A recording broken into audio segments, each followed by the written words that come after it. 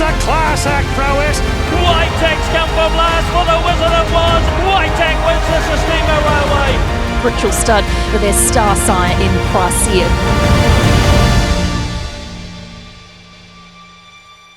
When you take a stallion on, you always are secretly hopeful that they'll end up champion stallion. It very rarely happens, so it's been a phenomenal ride with Proisir the last few years, and obviously the crowning glory was being crowned champion stallion, and not only that, with record earnings of becoming the first stallion in New Zealand history to sire earnings over 4 million domestically.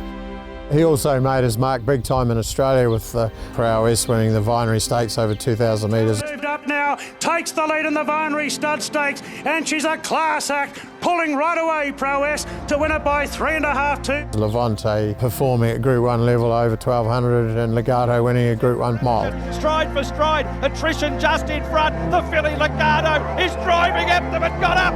The filly, the Kiwi, Legato. All in all, it was an absolutely phenomenal year for Proisir. It really has been a dream ride to have the stallion on the property and what he's achieved off relatively modest service fee. Proisir was a very talented racehorse, make no mistake. He was placed in a couple of Group 1s behind Dundeel in an extremely strong year of 3-year-olds that included the likes of Piero, All Too Hard.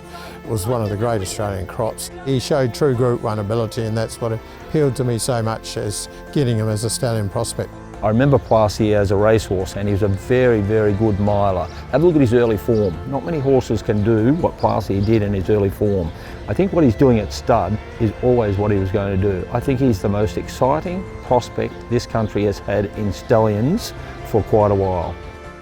He's very balanced, and I think that's what you see in a lot of his stock, is that beautiful balance and the way they move. They very much move like him. Yeah, he could be a super sire, there's no doubt about that. We bought Proisir at the Yearling Sales for $230,000. She was supremely athletic. She'd come off a turn and her first stride would just be wow. She was filly that every time we saw her she just grew on us. Great physical specimen and looked to have a good attitude, good action, and thankfully it's all proven correct. What appeals to me about Proisir is they're just genuine racehorses. Yonst was one of the first ones that come into our stable, just showed a lot of ability. She was near unbeaten, went all the way through and raced in a Group 1. We were very keen to get hold of as many as we could last year because the stallion's just going from strength to strength. Proisir's by Choisir, the champion sprinter that really became an international celebrity with his performances at Royal Ascot. He's out of Prophet's Jewel, who's an Encosta lager mare, and of course his second dam is by Centane, who again has been a champion sire, and he traces back to Bridesmaid. That's the great Tapero family who was classed as the 8 carat of her day, such a fantastic broodmare. So all those elements have combined to make him a beautifully bred horse and very effective with New Zealand bloodlines.